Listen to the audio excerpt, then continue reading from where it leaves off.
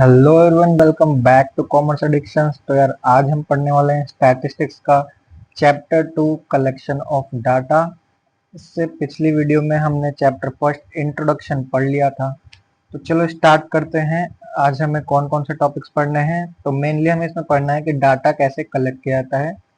Okay, तो data दो type के होते हैं, एक प्राइमरी और एक सेकेंडरी, तो वो भी हम पढ़ेंगे। फिर डाटा को कैसे कलेक्ट किया जाता है, मेथड्स कौन कौन से हैं, इंपॉर्टेंट सोर्सेज सेकेंडरी डाटा के, और फिर लास्ट में हम सेंसस ऑफ इंडिया और सैंपल सर्विस को पढ़ेंगे। ठीक है।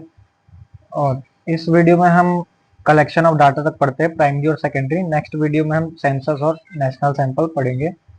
तो देखो यार, माइंड मैप इसमें हमें क्या क्या पढ़ना है। सबसे पहले कलेक्शन ऑफ डाटा। ठीक है, डाटा को कैसे कलेक्ट किया जाता है। तो उसके तो फ्रॉम वेयर यानी कि कहाँ से, और फ्रॉम होम यानी किससे कलेक्ट करते हैं। तो इस वीडियो में हम ये वाला फ्रॉम वेयर पढ़ते हैं। ओके, तो सोर्सेज होता है कहाँ से कलेक्ट करते हैं। कुछ सोर्सेज होते हैं प्राइमरी और सेकेंडरी। ठीक है, प्राइमरी वो सोर्स होता है जहाँ पर हम खुद जाकर कलेक्ट करते हैं डाटा ओरिजिनली, और सेकेंडरी होता है जिसमें ऑलरेडी डाटा कलेक्टेड होता है। ठीक है, उसका हम यूज करते हैं। और प्राइमरी में प्राइमरी डाटा होता है, सेकेंडरी में सेकेंडरी डाटा होता है। प्राइमरी में मेथड के तीन मेथड है प्राइमरी डाटा के कलेक्ट करने के, और सेकेंडरी में दो मेथड है। ठीक है, तो और पॉप कहाँ किससे कलेक्ट करते हैं हम, पॉपुलेशन से। ठीक है, वो भी दो टाइप की होती है, दो टाइप से हम कलेक्ट कर सकते हैं, सेंसस और सैंपल। ठीक है, और उसको हम सर्वे फिर पढ़ेंगे। फिर सेंसस सैम्पलिंग मेथड कौन कौन से हैं, रैंडम और नॉन रैंडम। तो ये सारा कुछ आप पढ़ने वाले हो। इस वीडियो में हम फ्रॉम वेयर वाला टॉपिक पढ़ते हैं सारा। ठीक है, तो स्टार्ट करते हैं। सबसे पहले समझते हैं कि डाटा होता क्या है। ठीक है, तो data is a tool which helps in understanding problems by providing information. तो डाटा एक तरीके का टूल है जो हमें हेल्प करता है प्रॉब्लम्स को समझने में, इंफॉर्मेशन दे करके। ठीक है, हमें किसी भी प्रॉब्लम को समझना है तो उसकी इंफॉर्मेशन पता होनी चाहिए। तो उससे हमें डाटा क्या करता है, हेल्प करता है। तो डाटा एक टूल है। Data are comparatively numerical fact. तो इसको याद रखना, डाटा एक न्यूमेरिकल फैक्ट होता है, नंबर्स होते हैं सिर्फ। ठीक है, न्यूमेरिकल फैक्ट इन्फॉर्मेशन होता है। Data tools which help in reaching a sound conclusion by providing information. तो डाटा हमें एक सही कंक्लूजन प्रोवाइड करता है। ठीक है, एक सही कंक्लूजन तक पहुंचाता है कुछ इंफॉर्मेशन प्रोवाइड करके। ठीक है, तो जब भी हमें स्टैट्स का काम होता है, स्टैटिक्स हम पढ़ते हैं, तो सबसे पहले हमें डाटा को कलेक्ट करना होता है। ठीक है, जब भी कोई स्टैट्स का काम होगा तो सबसे पहले हम क्या करेंगे, डाटा को कलेक्ट करेंगे। ठीक है, तो डाटा एक टूल है जो हमें इंफॉर्मेशन प्रोवाइड करता है, फिर हम उससे अपनी प्रॉब्लम्स को समझ पाते हैं और सॉल्व कर पाते हैं। अब सोर्सेस ऑफ डाटा क्या है, यानी डाटा हमें कहाँ से मिलेगा। ठीक है, तो दो सोर्सेस होते हैं। पहला है प्राइमरी सोर्सेज। ठीक है, प्राइमरी सोर्सेज में होता है प्राइमरी डाटा। तो प्राइमरी डाटा किसे कहते हैं, तो the data originally collected in the process of investigation is known as primary data. तो हम खुद जा करके जब इन्वेस्टिगेट करते हैं, हम खुद गए कहीं पर और हमने लोगों से पूछा और इन्फॉर्मेशन कलेक्ट की, तो वो जो डाटा होगा वो हमारा प्राइमरी डाटा कहलाएगा। ओरिजिनल डाटा होता है ये, हम खुद जा करके करते हैं। इसको हम फर्स्ट हैंड डाटा भी कहते हैं, इसको याद रखिएगा, it is first hand data. ठीक है, प्राइमरी डाटा के तीन मेथड होते हैं प्राइमरी डाटा कलेक्ट करने के, पर्सनल इंटरव्यू, मेलिंग और टेलीफोनिक इंटरव्यू। तो तीनों को पढ़ते हैं। ठीक है, तो पर्सनल इंटरव्यू क्या है, तो पर्सनल इंटरव्यू का मतलब होता है this method is use when the researcher has access to all the members. The researcher of investigator conduct face to face interview with the respondent. तो समझो रिसर्चर किसे कहते हैं। सबसे पहले तो रिसर्चर वही इंसान होता है जो डाटा कलेक्ट करने के लिए गया है, और रिस्पोंडेंट्स कौन होते हैं, जो डाटा के बारे में बताएंगे, यानी जिससे हम क्वेश्चन करते हैं और वो आंसर करता है, रिस्पॉन्स करता है। ठीक है, तो प्राइम पर्सनल इंटरव्यू में क्या आता है, हम फेस टू फेस किसी से मिलने जाते हैं, इन्वेस्टिगेट करते हैं। रिसर्चर को इन्वेस्टिगेटर भी कहते हैं। तो जिससे भी हम फेस टू फेस जा करके इंटरव्यू लेते हैं, जैसे कि किसी कंपनी में इंटरव्यू होता है, उसी टाइप से यहाँ पर फेस टू फेस इंटरेक्शन होता है, और उससे जो डाटा निकलता है वो पर्सनल इंटरव्यू कहलाता है। ये वाला मेथड क्या होगा, पर्सनल इंटरव्यू। इसमें हम रिस्पोंडेंट्स के फेस टू फेस बात करते हैं, और इसमें ऑल मेंबर्स हैं, जितने भी आपके सामने आप उससे क्वेश्चन पूछ सकते हो। ठीक है, तो पर्सनल इंटरव्यू का एडवांटेज क्या है, तो पहला है हाईएस्ट रिस्पॉन्स रेट। यहाँ पे रिस्पॉन्स आपको जल्दी मिलता है, आपने क्वेश्चन पूछा, आपको रिस्पॉन्स मिल गया। Allow us two of all type question, आप सारे टाइप के क्वेश्चन पूछ सकते हो, आप फेस टू फेस इंटरेक्शन कर रहे हो तो। Better of using open and question, यानी कि आप ऐसे क्वेश्चन भी पूछ सकते हो जो कि रिस्पॉन्डेंट्स है वो पूरा एक्सपीरियंस के साथ डिटेल में बताए, सिर्फ हाँ या ना में जवाब ना दे। ठीक है, तो ये बेटर होता है ओपन एंडेड क्वेश्चंस के लिए। Allow clarification of ambiguous question, तो एम्बिगुअस क्वेश्चन ऐसे क्वेश्चन होते हैं अनक्लियर होते हैं जो हमें ना समझ में आए। कुछ ऐसे क्वेश्चन होते हैं जो हम नहीं समझ पाते, तो हम इंटरव्यूअर से बोल सकते हैं, इन्वेस्टिगेटर से, कि आप एक बार फिर से बताओ इस क्वेश्चन का मतलब क्या है, और हम उस क्वेश्चन को समझ सकते हैं। तो एम्बिगुअस क्वेश्चन, अनक्लियर क्वेश्चन, जिसको हम दोबारा से आस्क कर सकते हैं इंटरव्यू से कि इसका मतलब क्या था, इस क्वेश्चन का मतलब। डिसएडवांटेज क्या है, तो ये बहुत ज्यादा एक्सपेंसिव होता है, किसी के पास जा करके फेस टू फेस इंटरेक्ट करना एक्सपेंसिव है। ठीक है।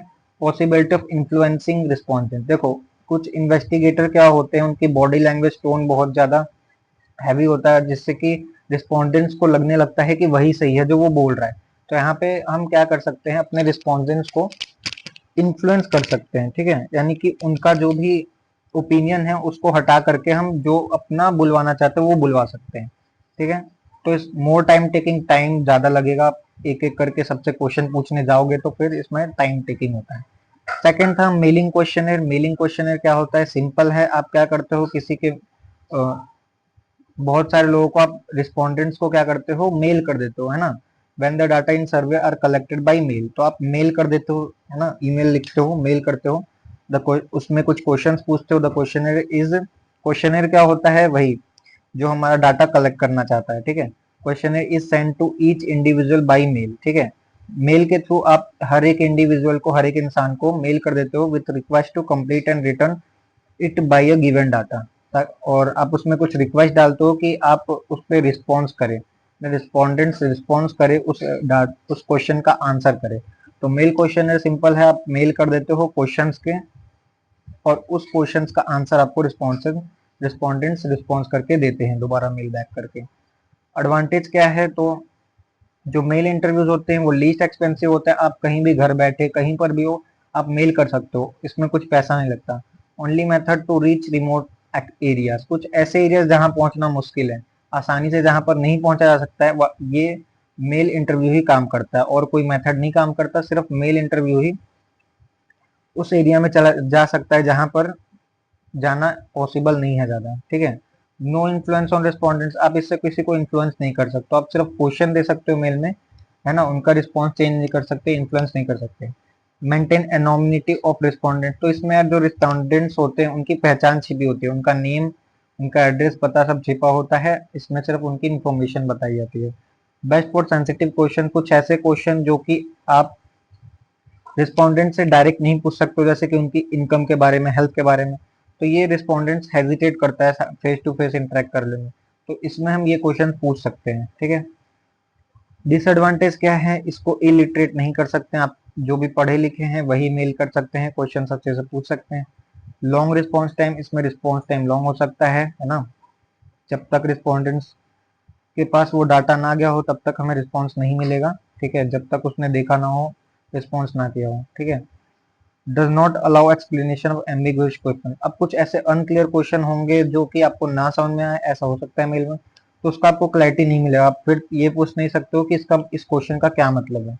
ठीक है, reaction can not be watched, यहाँ पे रिएक्शन आप नहीं देख पाओगे कि उसने कैसा रिएक्ट किया क्वेश्चन पढ़ने के बाद, तो ये डिसएडवांटेज है। थर्ड है हमारा टेलीफोनिक इंटरव्यू, तो टेलीफोनिक इंटरव्यू में आप क्या करते हो, the investigator ask question over the telephone, telephone यानी कि फोन का यूज करके आप क्वेश्चन को पूछते हो। ठीक है, आपने किसी को कॉल लगाई टेलीफोन से और आप क्वेश्चन पूछ रहे हो। एडवांटेज क्या है इसमें, रिलेटिवली लो कॉस्ट, पैसा कम लगेगा, इन्फ्लुएंस आप नहीं कर सकते हो, उनके रिस्पॉन्स को चेंज नहीं कर सकते हो, रिलेटिवली हाई रिस्पॉन्स रेट, इसमें भी रिस्पॉन्स रेट हाई होता है, आपको जल्दी रिस्पॉन्स मिलता है। डिसएडवांटेज क्या है, लिमिटेड यूज है, हर टाइम आप इसका यूज नहीं कर सकते हो, रिएक्शन को नहीं देख सकते, उसने कैसा रिएक्ट किया आप सिर्फ उसको सुन सकते हो। इन्फ्लुएंस आप कर सकते हो, ठीक है, लेकिन लेस। ठीक है, जो हमारा पर्सनल इंटरव्यू था उसमें आप ज्यादा इन्फ्लुएंस कर सकते थे, लेकिन इसमें थोड़ा कम इन्फ्लुएंस कर सकते हो। ठीक है, लेकिन इन्फ्लुएंस कर सकते हो, आपकी बॉडी लैंग्वेज टोन कुछ ऐसा हो सकता है जिससे कि उसको लगने लगे कि हाँ यही सही है। ठीक है, सेकेंडरी डाटा क्या होता है, तो अब प्राइमरी डाटा क्या था, जिसमें आप खुद रिस्पॉन्डेंट्स के पास जा रहे थे और डाटा को कलेक्ट कर रहे थे, लेकिन सेकेंडरी डाटा में डाटा पहले से ही कलेक्ट है, the data which have been collected for some other purpose, किसी और पर्पस के लिए ये पहले से ही कलेक्ट होता है किसी एजेंसी है ना, के थ्रू या फिर किसी पर्सन के थ्रू आप क्या करते हो, वो पहले से पब्लिश डाटा को, जो पहले से कलेक्ट किया गया है, उसको अपने पर्पस के लिए कलेक्ट करते हो, तो वो हो गया सेकेंडरी डाटा। ठीक है, सेकेंडरी डाटा में जो पहले से ही पब्लिश है, पहले से ही जो कलेक्ट किया जा चुका है, उसका यूज करते हैं हम। ठीक है, तो ये दो टाइप के होते हैं, दो टाइप तरीकों से कलेक्ट किया जा सकता है, एक पब्लिश्ड और एक अनपब्लिश्ड। ठीक है, तो पब्लिश डाटा क्या होता है, जो पब्लिश्ड है पहले से ही किसी सोर्सेज से, जैसे कि गवर्नमेंट रिपोर्ट्स होती है, गवर्नमेंट बहुत सारी रिपोर्ट्स निकालती है लोगों के बारे में, रोजगार के बारे में, ये सब कुछ, तो उससे आप डाटा कलेक्ट कर सकते हो, ये सेकेंडरी डाटा है ना। डॉक्यूमेंट से, न्यूज़पेपर में बहुत सारा डाटा दिया होता है, रिसर्च पेपर्स होते हैं, बुक्स होती हैं जिसमें बहुत सारा डाटा होता है स्कॉलर के थ्रू लिखा हुआ, इंटरनेशनल पब्लिकेशन, वेबसाइट, ये सारा पब्लिश सोर्सेस है जिसमें पहले से ही डाटा पब्लिश्ड है, आप अपने यूज के लिए उसको यूज कर सकते हैं। अनपब्लिश डाटा क्या होता है, तो अनपब्लिश डाटा ऐसा सोर्स है जहां पर डाटा को पब्लिश नहीं किया, पब्लिकली उसको नहीं पब्लिश किया गया है, वो सिर्फ इंटरनली रखा जाता है बहुत सारे इंस्टीट्यूशन के द्वारा। जैसे एग्जांपल में कोई एक कंपनी है जो अपने वर्कर की कंडीशंस को कलेक्ट कर लेती है, लेकिन वो पब्लिकली उसको पब्लिश नहीं करती है। ठीक है, वो अपने वर्कर को ही देती है, तो ये अनपब्लिश्ड है, यानी कि सब लोग उसका एक्सेस नहीं कर सकते हैं, लेकिन फिर भी इसको आप यूज कर सकते हो, और ये डाटा हमारा अनपब्लिश्ड कहलाएगा और सेकेंडरी डाटा में आएगा। ठीक है, तो इस वीडियो में इतना ही, मिलते हैं नेक्स्ट वीडियो में जहां पर हम पढ़ेंगे सैंपल और सेंसस के बारे में। ठीक है, और तब तक आप इसको याद करिए, ये सारा कुछ जो हमने पढ़ा प्राइमरी डाटा और सेकेंडरी डाटा के बारे में, मैं इसकी पीडीएफ आपको दे दूंगा डिस्क्रिप्शन में। ठीक है, तो ओके, मिलते हैं नेक्स्ट वीडियो में, बाय बाय।